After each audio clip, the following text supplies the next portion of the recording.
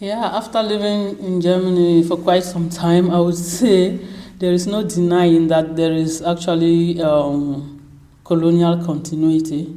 Yeah, which I've experienced and maybe I still experience in the form of racism and discrimination, as you rightly say.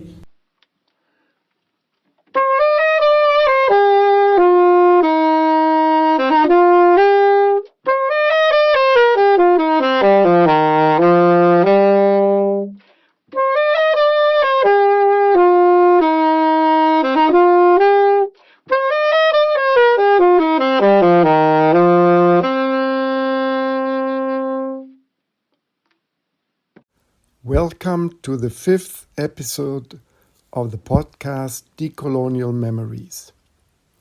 I am Thomas Fuß. Today I am talking to Dr. Priscillia Manjoh. Dr. Manjoh is a Cameroonian writer and academic residing in Berlin. Dear Dr. Manjoh, thank you very much for joining me for this new episode of the podcast Decolonial Memories. First, I wish to congratulate you for the award given to you of the Mount Cameroon Literary Grand Prize 2023 for your novel Angry. Congratulations. Thank you very much. Thank you for the invitation to take part in this interview. Could we first turn to you as a person, to your personal life and views maybe and experiences? Can you remember growing up in Cameroon when you for the first time learned about German colonialism in your country? Okay, yes. As far back as I can remember, the very first hint on colonialism as a whole was from a childhood song that was sung around the 80s when I was still very young.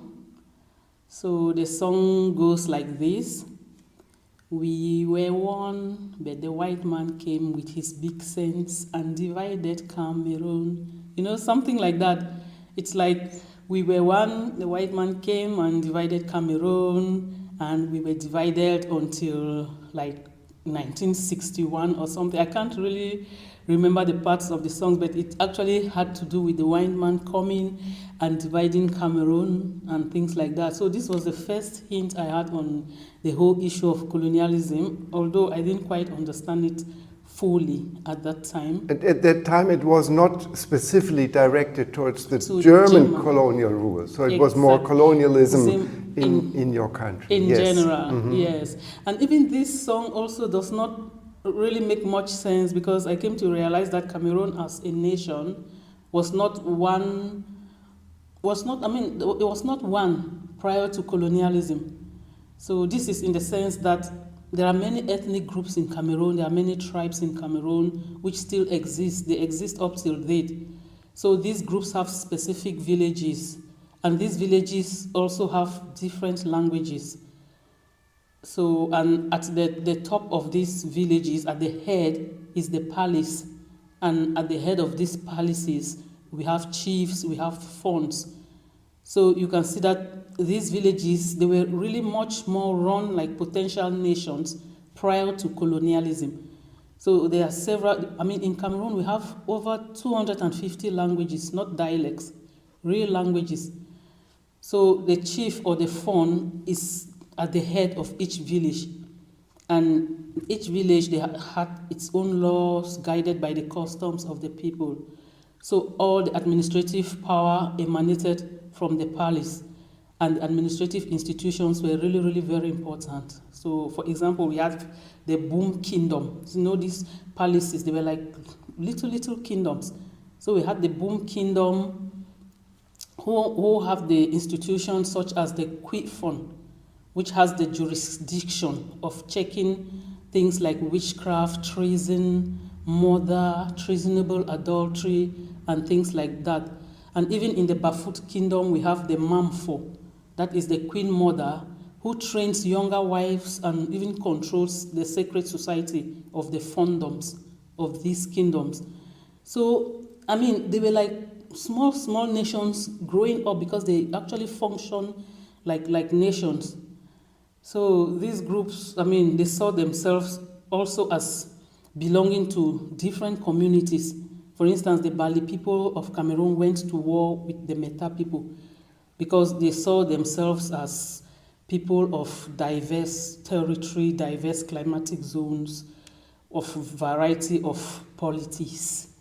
So I don't know how this song came about that we were one and then we were divided. Okay, yes, Yeah, yeah, so I mean but that's a long. So it's a little it's bit. Yeah, but it hinted already. When I reflect on it, it hinted already on the general idea of colonialism as a whole. Then there was also my teacher during my early school days, who always told us something about the three E's, like E.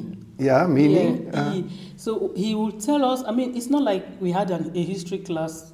Maybe he will be teaching like math or English language, and in the middle, he will just stop and just tell us that you should always remember the three E's, that the Europeans, they came to explore, they came to exploit, and then to export.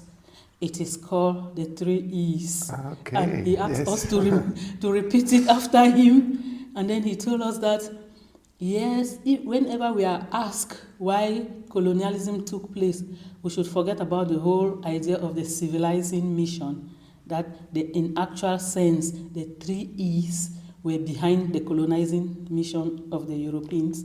They came to explore, exploit, and export. So I remember this from my early days in school. Okay, so like I said, I mean, it's like a general notion on colonialism. This is not speaking maybe about the Germans.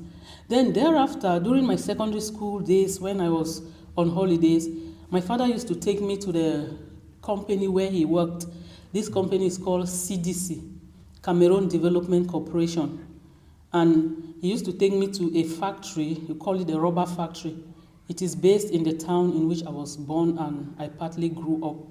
So he used to show me the factory, the procedure, how rubber is being produced from start to finish.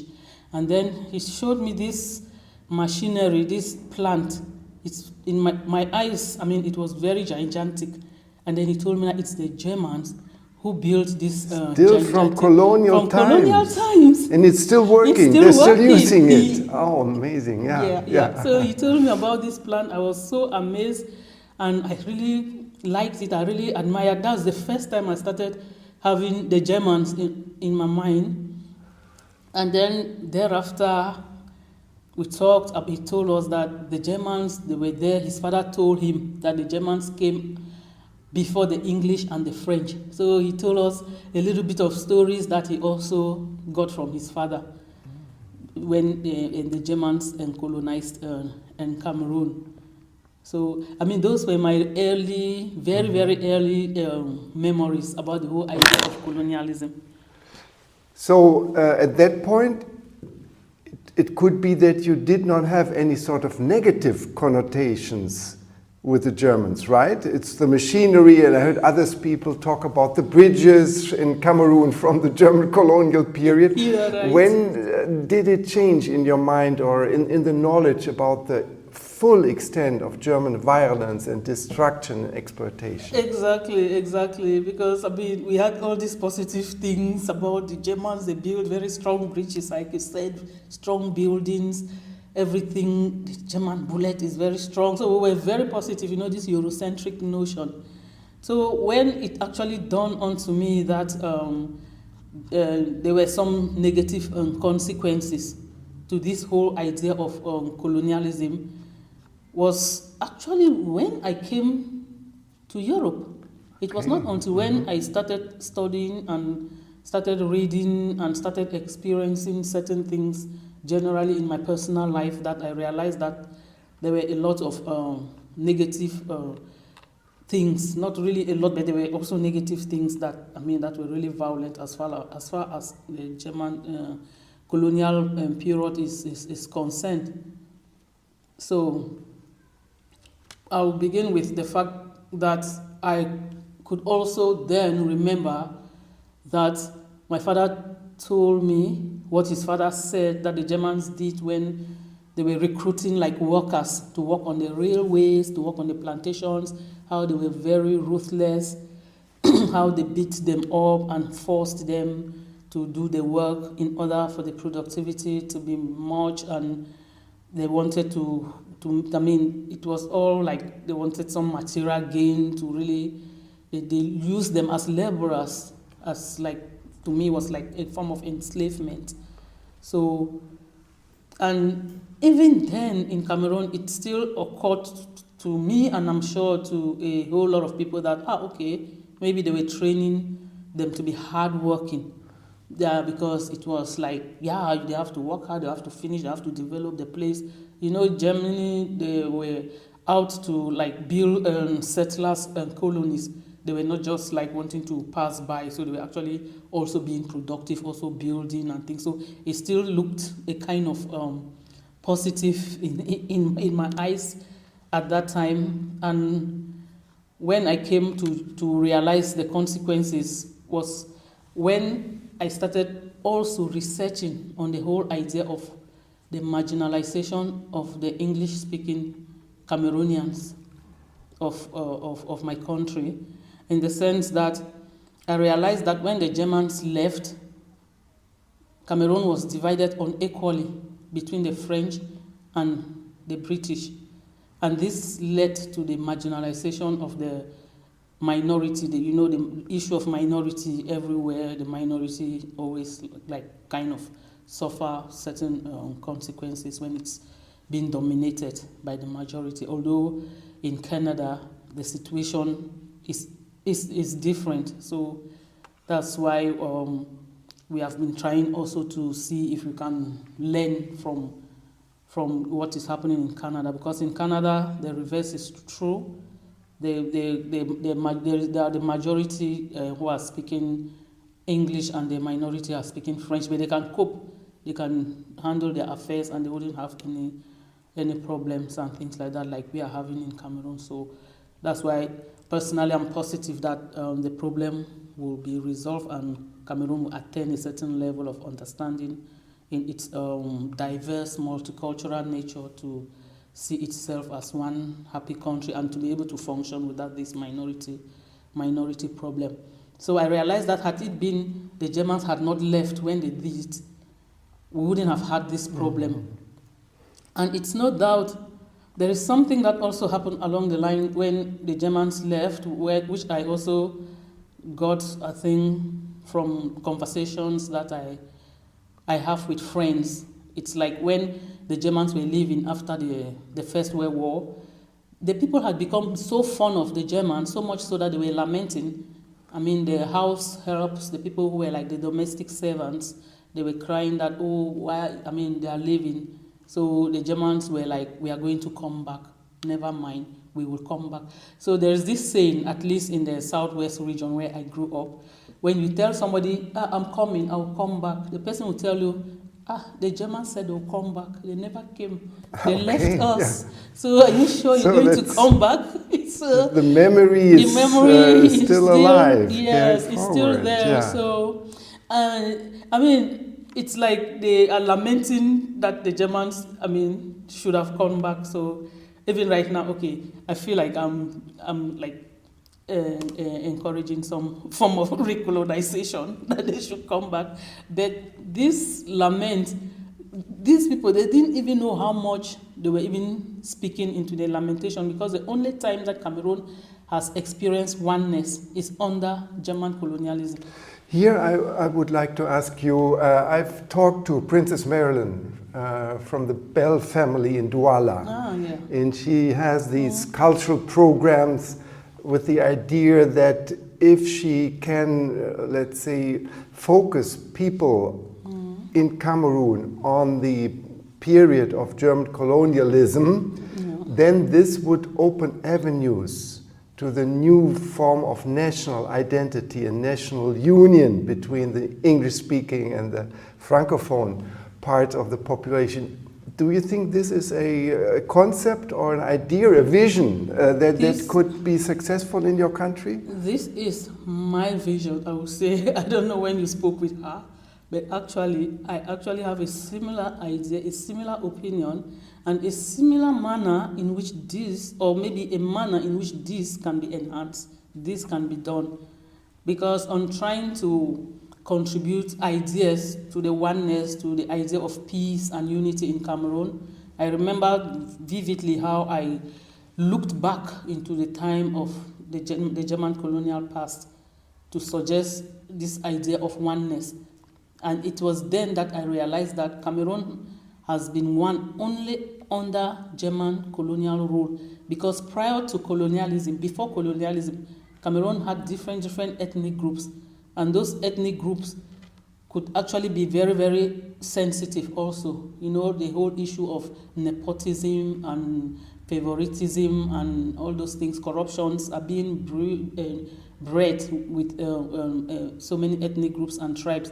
But during the German colonialism, like every other colonial period, you were not supposed to speak your language, the native language in schools. You are not supposed to speak any other thing other than the German language. So that was unifying, especially at the national level. But now we have two national languages, so it's actually bringing problems. So the idea of looking back into the German colonial past is very, very relevant, I would say, to us to bring peace and unity in Cameroon. Okay, thank you very much. Let's turn to the next point now.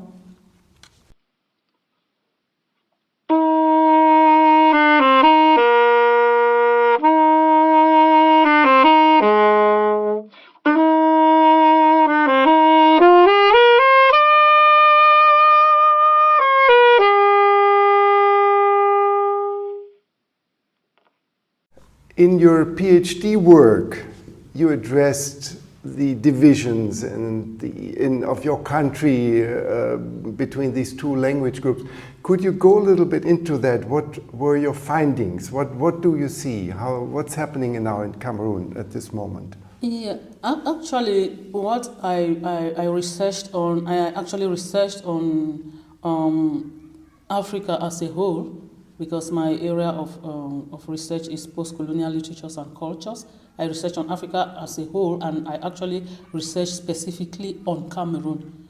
So what I realized regarding the English-speaking part and the French-speaking parts of Cameroon is that, or the Cameroonian problem as a whole, is that the problem in Cameroon is twofold. First, you have the general Cameroonian problem, which has to do with a lot of things that are not just economic, but also you have the issue of ethnicity, because Cameroon has over 250 languages, and these languages, they come from different villages, and so you can see how there's a lot of a kind of competition, I would say, in a negative way. Unfortunately, there is nepotism, there is corruption as a result of that. So this affects every Cameroonian. And then there is the problem, the issue of marginalization, which the English-speaking part, who are the minority, they complain that they are being marginalized in the sense that they are not well represented in the nation, even at the level of the government or at every other level. And also looking at their social status in the country, they believe that their cultures that emanate also from these two regions, which are the minority, because out of the 10 regions of Cameroon, just 2 regions are made up of English-speaking citizens. So they believe that those cultures are also neglected and also not very much respected. So this is what actually brought the whole idea of the separatists who rose up and started fighting for autonomy for themselves. They started fighting for an independent nation of their own, the Northwest and the Southwest region. So they reflect back, they bring everything from history.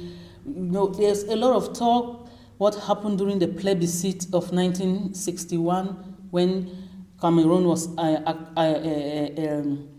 was required to choose between joining Nigeria, that's the English-speaking part of Cameroon, the Northwest and the Southwest region, They were supposed to choose either to join Nigeria or to join their brothers, the French-speaking part of Cameroon, at independence.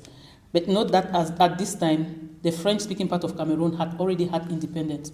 So they were speaking now about the English-speaking part that was colonized by the British, and that was administratively one with Nigeria, because Britain was like controlling the northwest and southwest regions from Nigeria. The headquarters then was in Nigeria, was controlling it as part of its Nigerian colony. So the question was, they should choose to join either of this group of people, and to them it was like choosing between the deep blue sea and fire, because when they look at the Nigerians, they didn't like the way the Nigerians also treated them, even when they were being administered from Nigeria by the British. They complained that the Nigerians were really ruthless in their treatment of these people. And then when they look at the French-speaking part of Cameroon, they didn't understand the language, they didn't know French. So it was really something that was like, to them, they would have preferred a third option. But unfortunately, this third option was propagated by P.M. Kale, one of the politicians. But then his political party was not very strong, was not big. His party was very small compared to Foncha and Endeli, the other two political party heads. So at the end of the day, it couldn't make any much impact. So that's how they went into this whole idea of the plebiscite and ended up voting overwhelmingly to join the French-speaking part of Cameroon. And if you go into the history of these, most historians have also argued that Foncha did not know that it was something that was going to be permanent. He thought the federal system that they were going into a union with the French-speaking part of Cameroon was something that was just for a trial period to see if they could actually cope living with the French-speaking part of Cameroon. He didn't know that it was something that was going to be permanent. And then, on the other hand, other historians have also argued that they went into two federal states. That is the English-speaking part and the French-speaking part of Cameroon. But then, later on, these two federal states became one. Also through a voting system, they voted to be one unanimous state, to be a united Republic of Cameroon, and no longer the Federal Republic of Cameroon, two federal states. So the history of Cameroon is really, really a bit complicated, I would say, having had like 3 colonial masters in a row. And the period of German colonization was not really very long, as I would say. So the Germans, they had to leave early enough. That's one of the reasons why I think Cameroonians have not been really connecting, or Germans have not really been connecting too much, even till date, been very active in Cameroon, like maybe the French, for instance, because they are, yes.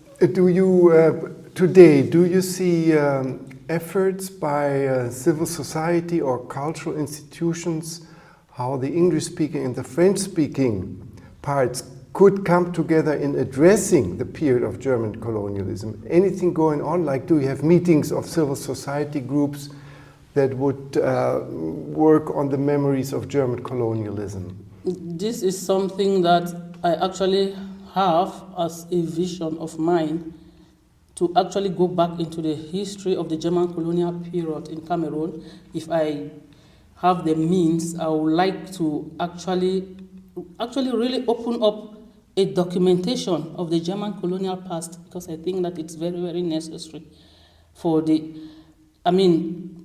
should be a place, like a center. There should be an infrastructure, a place that captures everything, that captures an account of the German colonial period, because up till now, it's still in piecemeal. The ideas are scattered.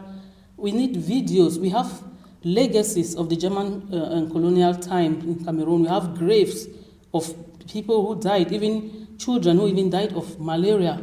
We have the they call it the Prime Minister's Lodge in Boya. That was built by the Germans. We have the Sase College. It started as a primary school. And this primary school was around 1914, shortly before the Germans left. They laid the foundation for Sase College. What is Sase College today? Started as a primary school, I think St. Mary's primary school or so, and the foundations were laid down by the Germans. So all these things need to be captured, and they need to be a center where people can come visit. They need to see maybe videos and see those things and try to reflect and go back into, there should be trained personnel who are supposed to show people and guide people around about the German period in Cameroon. I think it's going to be very relevant, especially if the Germans are also thinking, from what I've also observed, of linking up, of having an influence in working out things with Cameroon regarding maybe restitution, because I see them making moves with the a whole idea of the artifacts that were gotten illegally, trying to return them. I think they are making a lot of efforts towards that. So these efforts could go a long way to actually establish a very good impact on the whole idea of a sustainable nation building in Cameroon. Talking about spaces of memory or memorials designed by Cameroonians to remember their history of German colonialism. Did I understand you correctly? There's no place today there where I could go to visit to have some explanation, a building, let's say a colonial building that's used by Cameroonians to tell the story about German colonialism. Not really. It's nothing. No museum, no memorial. There is the National Museum in Yaoundé. There are museums in the western region of the country, very good museums that could harbor certain artifacts, could harbor certain memories, but a specified place, which is like, I would call it maybe a German memorial, colonial past. There's no structure of which I'm aware of where you can actually go there and really get informed, because this part of our history is really, really important and deserves such a place to be distinct, not just to be found maybe amongst other material in a general museum or in a general setting. I believe that it should have its own specific space, yes. Which up till now, to the best of my knowledge, I don't think exists. Thank you. We could now move on to the entangled relationships between Germany and Cameroon.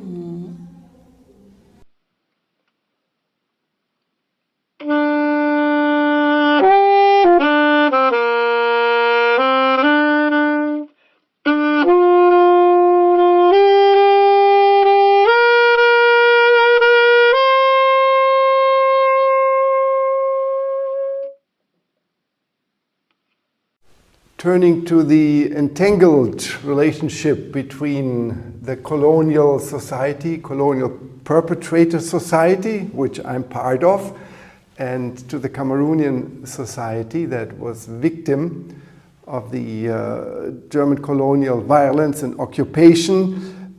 Where do we stand today looking at the Cameroonian-German relations in a general sense, to start off with? I think the Cameroonian-German relationship, they have a good bilateral relationship. I would say there's a good relationship between the two governments. And when I look at Cameroon, I see places like the Goethe Institute. It's in Cameroon. We have non-governmental organizations like the GIZ. And I even see like Brood for the World. They're also trying to get interested bit by bit to see how they can be of assistance to people in Cameroon. This just makes me to realize that Cameroon hasn't forgotten that Germany had been a part of their past. And the Prime Minister's Lodge, I talked about this kind of palace or schloss that is in Boya that was built by the Germans.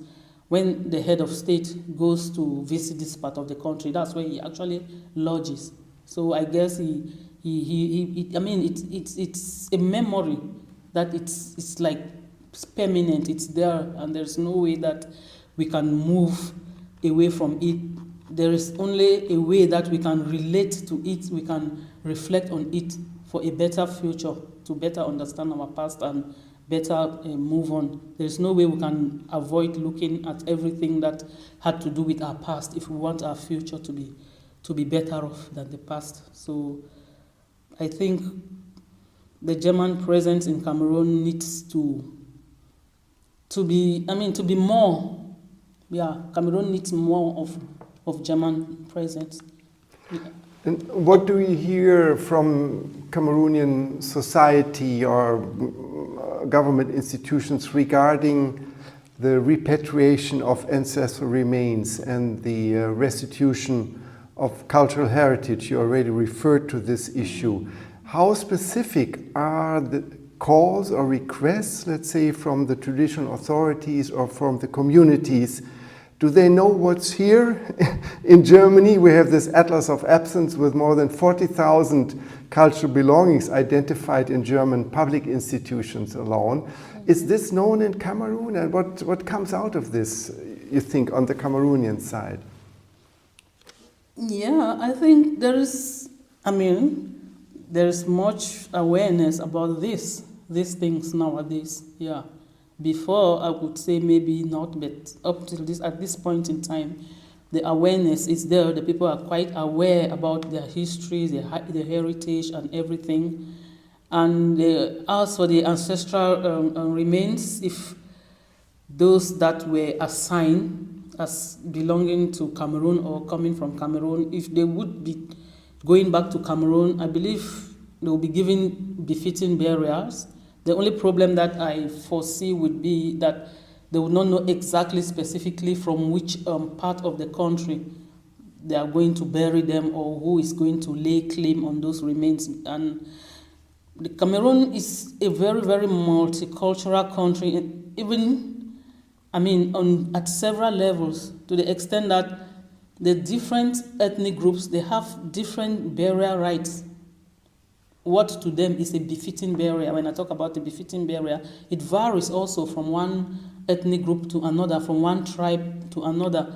There are some people, they prefer to bury their dead ones, and later on they exhume them in a way. It's a kind of ancestral custom that they practice. There are some whom, if they are burying people who are of a certain status in society, they have to bury them in a specific way. The fonts and the chiefs, and they have to be there, and there have to be things like a gun salute. They have to shoot the gun. It's not real guns, maybe blanks. But they have certain ceremonies that needs to be performed. So the question will be now that, where are they going to bury these people, and what befitting burial could be given to them, in which case the country has to come together and give maybe a national burial, because apart from these ethnic groups, we have one body which is also the nation. So they could be given a befitting burial after the way in which an important person of that nation is honored at death. So I think that's a uniting way, a way that they could honor these ancestral remains. And as for the cultural belongings, as for the artifacts, I'm really very, very impressed by the fact that traditional rulers have been visiting Germany because of these artifacts. For instance, you have at the Humboldt Forum, from the kingdom of from the Bamum people of the western region, the Lamidu came here and actually sat on the throne, on the seat of his forefathers. It was so amazing. So, and I want to believe that even when these things will go back, they are going to go back to those communities, those society, those immediate communities where where they actually came from. I don't think they will be asked to be kept maybe in the museum in Yaoundé or somewhere, because I mean, like Afuakom had been repatriated to Cameroon, and it's now with the Com people, with the Fon of Com.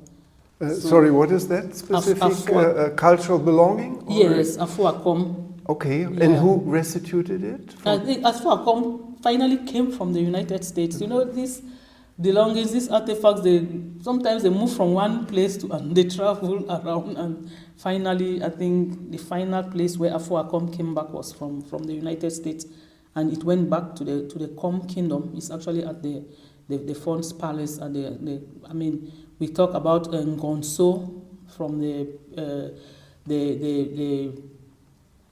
people of the Sok people, Ngonso, and Ngonso would be, I mean, of more value if Ngonso is returned to the people, to the community, because these artifacts have some sort of spiritual endowment. And as I listened to one Cameroonian philosopher, Professor Verijika Fansos, I mean, even says Ngonso might even need some cleansing to be done to it before being reinstated within the Sok community, and it's going to be of more value there than to just be sitting in a museum in Yaoundé. What will Ngonso be doing in a museum in Yaoundé? Ngonso is supposed to go back home to his people and be of great value to them. So here at this point, how do you assess the willingness, the preparedness of the Cameroonian government to let these cultural belongings move towards the communities from which they were taken? That's something also that I've been thinking about, because I spoke with one government official who had a kind of opinion that since the artifacts are in the West, or say they are in Germany, for instance, and when people go to look at these artifacts, normally they pay gate fees. Sometimes they get some economic value, some resources from it. It should be put in a way that it should be done in a way that if they still want to maybe keep some of the artifacts for this reason, they should maybe put a price on it. Let it be that they will use the money they collect to build the country, or to give it back to the nation, from where these artifacts came from. And I've also sampled other opinions that also say that the artifacts should be put in one place in a museum in Yaoundé, and then people should actually travel to come and see it there. It's going to encourage tourism in the country, and it's also, the resources are also going to be plowed back into the community, into the society, into building the nation. But I want to believe that the fact that about 3 traditional rulers have actually traveled abroad because of these artifacts, I want to think that it will be easily released to them, to their communities, through these traditional rulers, because these traditional rulers are already involved in reclaiming these artifacts. So I just want to believe that the government will be understanding, will be cooperative, will work hand in hand with these funds, because the government of Cameroon actually respects chiefs and funds, and respects those kingdoms, those palaces. They still have their roles to play, even though after independence, the nation was built with a different structure, the national structure and things like that. But the chiefs, the funds, they still have a very strong role to play in the countries and in the communities where they belong. And if they are saying these artifacts should come back to those communities, I am very optimistic. I believe that will be taken care of. It will be done. Yes.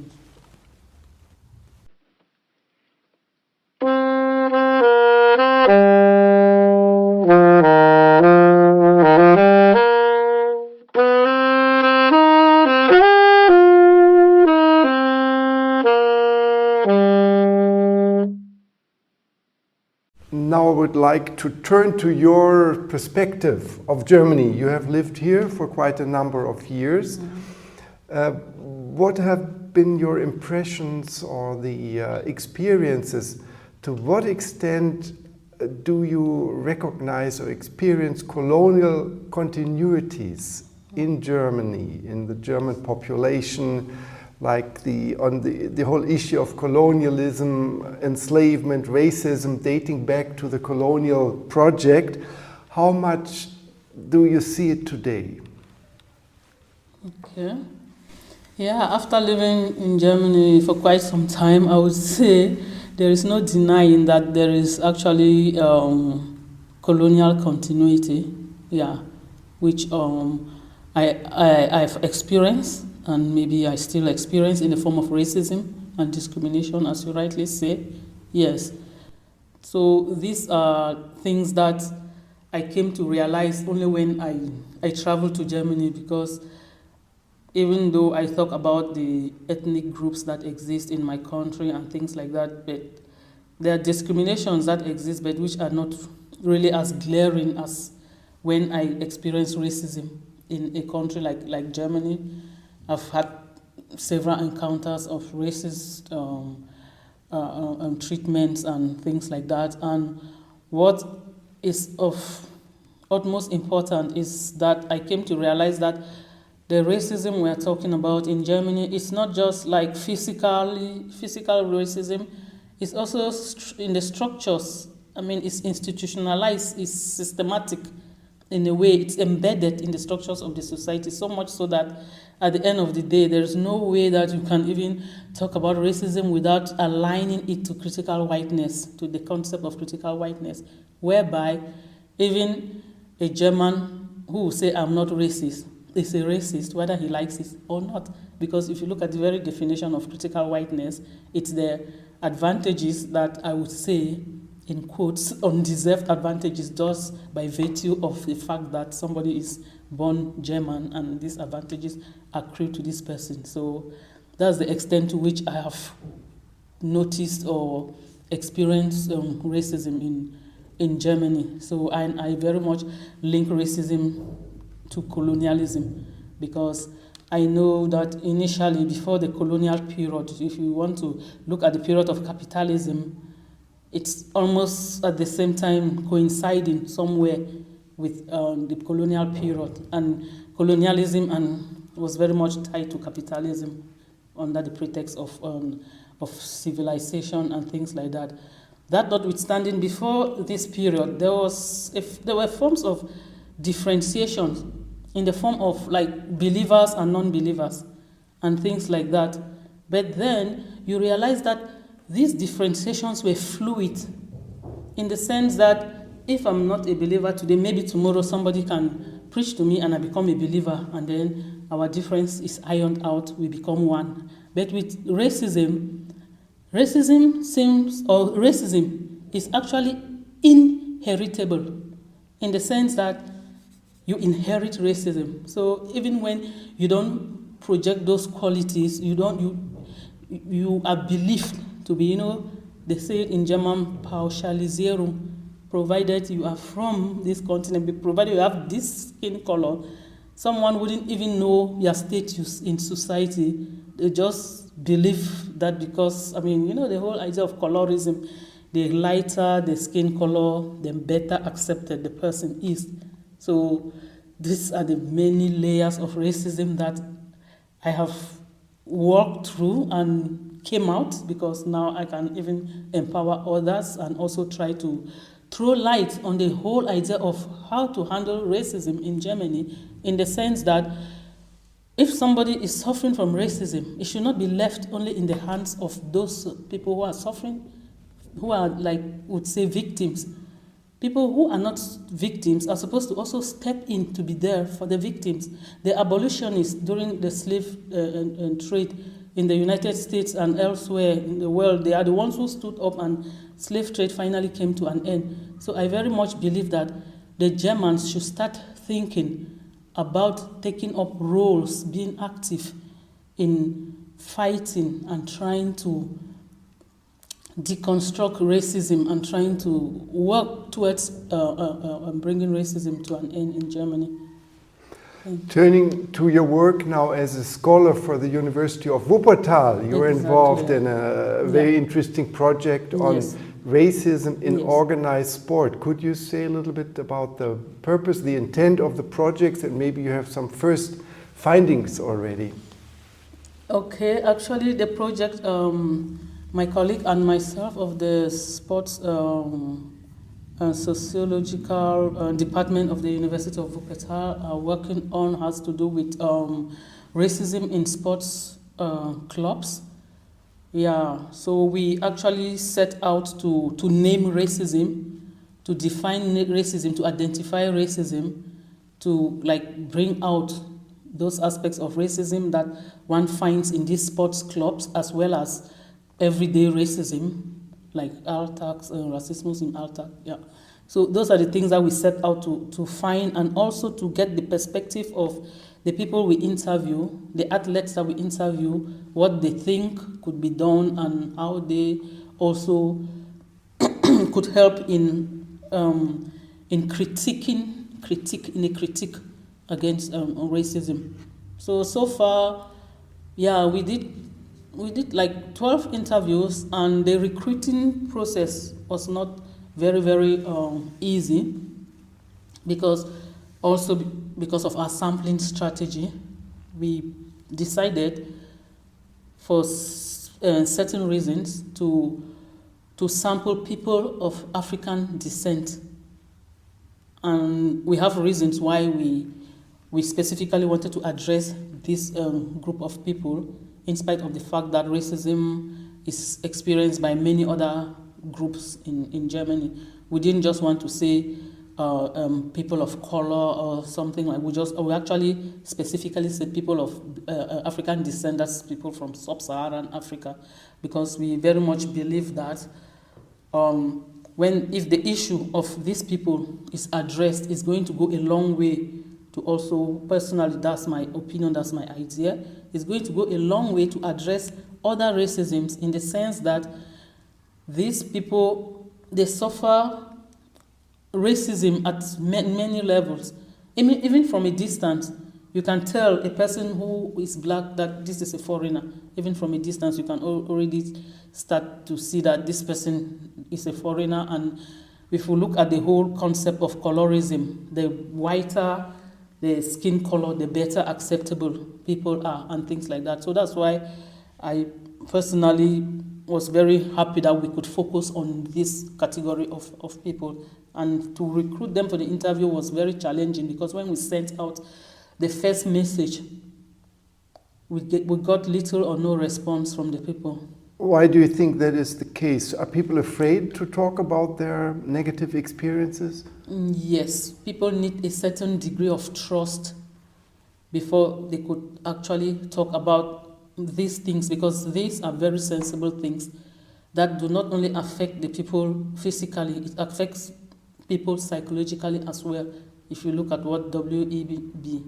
Du Bois writes about the souls of black folks, you know, the double consciousness. So that's already a psychological malaise, a psychological torment that is already going on the minds of these people. They don't know how they are being perceived. They have a thought that they think about themselves, and at the same time in their minds they are trying to envisage or to imagine what the other persons they are thinking about them. So this two-mindedness, I mean, it's psychologically very unhealthy. So things like that, there's no trust even at the institutional level, even coming from the university. That this already shows that their trust at those levels has also to be rebuilt, because I had to personally make personal contacts, telephone calls, meet these people, try to rebuild the trust, try to gain their trust, because as a black intellectual, I also stand a little bit at a different level from my own people. They might see me differently, which they did. People I thought I could rely on to talk with, that this is an opportunity for us to express ourselves, for the athletes that come from African descent to express themselves and say what their problem is, so that it could be looked into. And the first questions I had from people that I actually knew were reasonable, I mean, with whom I've studied, and they asked, who are those conducting the research? Are you sure? Okay. Are you with them? You know, that kind of, so I kind of didn't feel quite good about the reaction, and it really pains my heart because I think there's no problem I don't see any problem in white people or Germans working against racism or doing interviews trying to, I don't personally, I think it's the right way to go now. But there's another school of thought that says no, these people cannot be working in this. This is we are the ones who can better handle this, who are supposed to do this. And so who are those asking? Are we sure they are serious? Are we sure they really care? Do they care? What will it change? Does it even, I mean, you know, they asked me a lot of questions. So I had to really build trust and confidence in these athletes before they could accept me to meet them and speak with them. And even when I was conducting the interviews, I had to make little breaks in between because of that, because the atmosphere, the emotions and everything, I had to really consider everything to actually get the best out of them. So, well, thank you. That's very moving to hear these in very practical, concrete terms. Yeah. How people are affected by racism in our German society. When do you expect that you will have the results ready or published? We hope to have the results published by July, in a few months' time. So, yeah, so we are ambitious. So we are now trying to put everything together to publish a kind of working paper. Although what we have researched on, it's really big.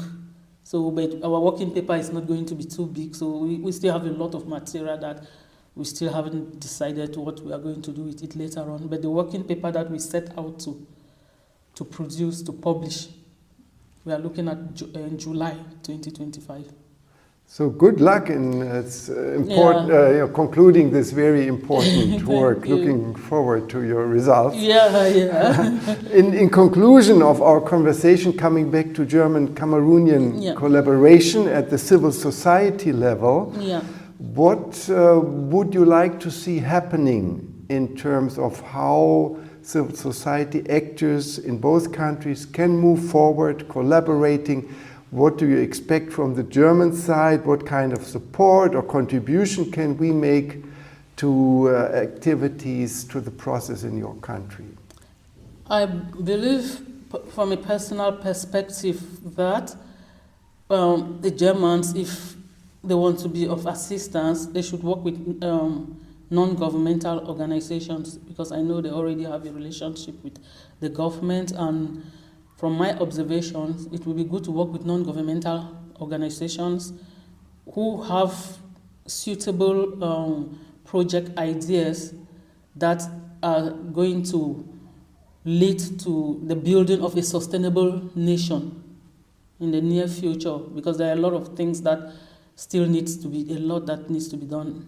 Personally, I'm trying to connect with the youths of Cameroon to see what we can work out, what we can do about the future of the country, how we can rebuild the nation from this perspective. What would be your, let's say, concrete or specific ideas how this could become operational? What could we do? What could you do in moving forward in this area? Personally, I talked about documentation of the German colonial past. I would like to start from there. I would like trained personnel to actually work on that and actually understand that the Germans actually did some positive things in Cameroon as well, which are even still useful up till date, and to create this space where people can visit it and get more knowledge about what the Germans did. And personally, I would like to personally train youth in the civil society. I would like to really work on the civil society sector of my country to try to encourage the youths and build them up and educate them on how to be able to work. This is something that I highlight in my novel, Angry, on how to do voluntary work, to work as volunteers. It's very, very important. It takes a patriotic mindset to be able to do that.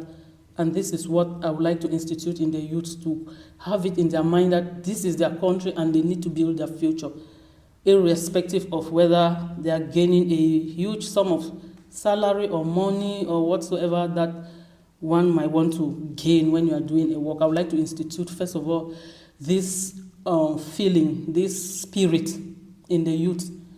And I would like to source out, right down to the common man, the needs, what the needs of the societies. Because as I write in Angry, sometimes we blame the government, the people at the top, and sometimes the roads on which we travel every day, none of those people get to travel on those roads. I remember when the head of state wants to visit the southwest region, every place is clean, the roads are mended everywhere. How would he know that the people lack roads? When they know he's coming, they fix, everything is fine, everything is well done, and he drives past, he's happy that, my country looks nice, it looks clean. I don't think they'll allow the head of state to drive through a road where there is garbage here and there when he's going on mission. They wouldn't do that. But it doesn't mean that we don't have garbage, we don't have problems. So we are the ones, the society, the community, we are the ones who are experiencing, we are seeing these things. So I would really like to work from the grassroots levels. I would like to work with the people. And this is what I've started doing in Germany, leaving the university and working with the civil society, because presently I work with the Manjoh Heerstraße North. I'm actually doing a social work because I believe I have a calling for the people, not only as a writer. Okay, so please, can you give us some specific information? What are you doing here at the local level in the Berlin neighborhood? Yes. What sort of activities? Yes, I work with the Gemeinwesenverein Heerstraße North, and we do Mobilstadtteilarbeit, which means that we actually work directly with the citizens in a specific locale, in a specific district. We try to talk with the citizens, ask them how they feel living in Germany, especially the citizens who are migrants. How do you feel living in this area? Are you happy? Is there anything that is lacking that you think could be improved on? Are you able to be a part of this improvement? It's like we are trying to help people, giving them help to be able to help themselves, like assisting them to have self-help, to be able to move forward, to be able to come together, to be able to be a part of their society, of their community. Because if not, there are going to be a lot of parallel societies all over the place. The people, they don't come together, they don't attend cultural activities when it is not their specific countries and things like that. And those are things that bring about cracks in a nation. Those are sensitive things that could bring animosity because of people don't understand what is happening. They don't ally with the bigger society. They just withdraw to their own corner. So we'll try to bring them out to understand what is happening. And so far, there are some groups that have come up. We want to... Well, what are the issues that these groups would work on? Or the concerns of the neighborhood? There are a lot of issues that they really like. Some just want to come together to learn how to maybe just sew, to use the sewing machine, to occupy themselves, to do sewing. Some say we would just like to be meeting and exchanging ideas as women who are migrants in this area and brainstorm to see how we can encourage one another in times of needs and bring ideas together. And recently we did a party, the International Women's Day celebration, which had every woman from every country to come in one place and have celebrations. And sometimes my colleagues go out and then people will complain that the streets are not clean, that some people are throwing rubbish on the streets and things like that. And right now I think she's organizing a kind of cleanup campaign because we realized there were a lot of rats in the neighborhood and people were beginning to complain. So we make them do the work of coming together and clean the place and work together to live better. We have all sorts of complaints. Some we cannot attend to. I will refer them to where they can get help and things like that. So there are a lot of little things that we get involved in. One of my other colleagues was also running a Sprach cafe where they want to better their German. They want to come together and better their German and things like that. And we have another project, the Haki Sasa, which is an exchange project with Germany and Tanzania, where the youths of Germany, they want to meet the youths of this former German colony and see how they can have an exchange regarding topics like climate change, these sustainable topics like education. Is it happening through the schools? I mean, which institutional framework do we have for this kind of exchange between youth in Tanzania and Germany? And within the framework of non-governmental organizations and schools as well. It could be a school, it could be a church, youths in a church, and then we have the age limit and things like that.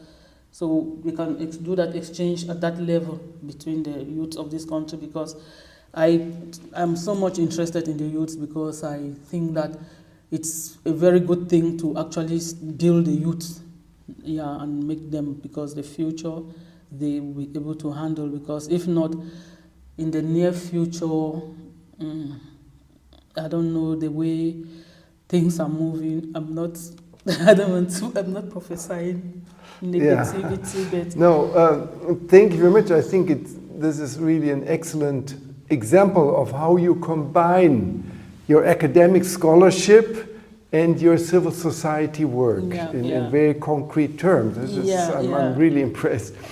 So thank you very much, Dr. Manjoh, for the conversation. Are there some final words you want to leave us with? Like you say, I combine my university work and work at the civil society level. I would just say that a society, a community, a nation is something that belongs to everybody and concerns everybody, and everybody is supposed to contribute to building it. That's one of the reasons why I actually left the academic sphere and decided to come. It's just like you are the manager of a big factory.